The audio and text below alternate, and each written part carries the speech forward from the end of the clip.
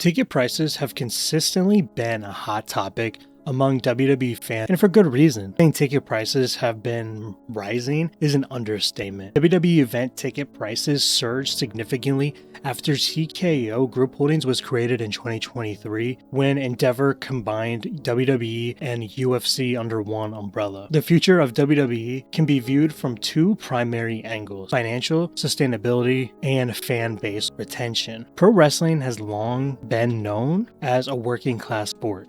Back in 1971, a mom and dad would end their work week and take their kids to see wrestling at Madison Square Garden for $4.50 a ticket, which is roughly $36 today when you adjust for inflation. The last time WWE performed at Madison Square Garden, which I'm going to exclude the last time John Cena was at Madison Square Garden, so we're going to go the second to last time they were at Madison Square Garden for fairness. The last time they were there, the average ticket price was $136, an increase of about 279.67%. Of course, that's a large gap of many years. So let's look at 2022.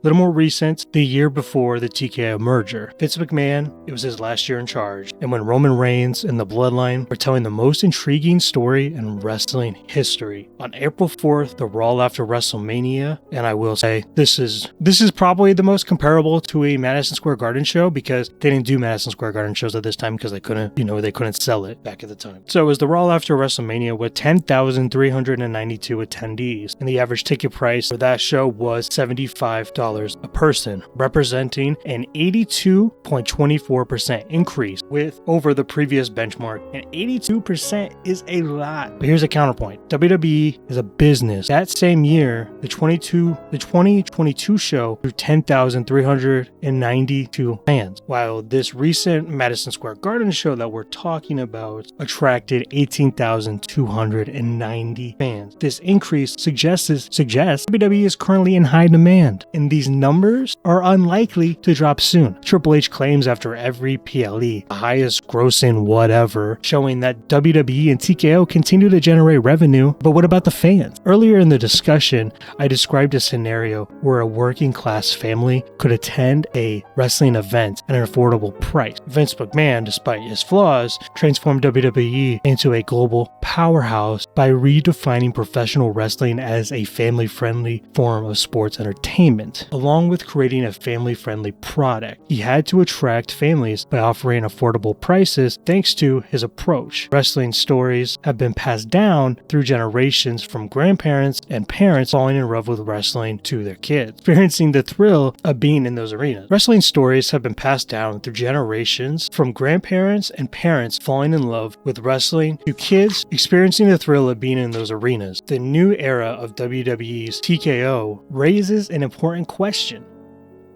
What does the future hold? Instead of kids heckling heels from the front row, you now see men in suits texting on their phones as the camera pans by. Because of the price of these tickets, WWE has shifted from a family-friendly event to a status symbol. A working-class family saves for months or even years to attend a WWE show. And what's sad is that TKO is aware of the successful business model that has supported WWE all these years, but chooses to squeeze every dollar out of their fans instead. As TKO President Mark Shapiro stated, "We know we have a lot of room there to raise prices because Vince McMahon was primarily pricing tickets for families and wasn't totally focused on maximizing the opportunity there."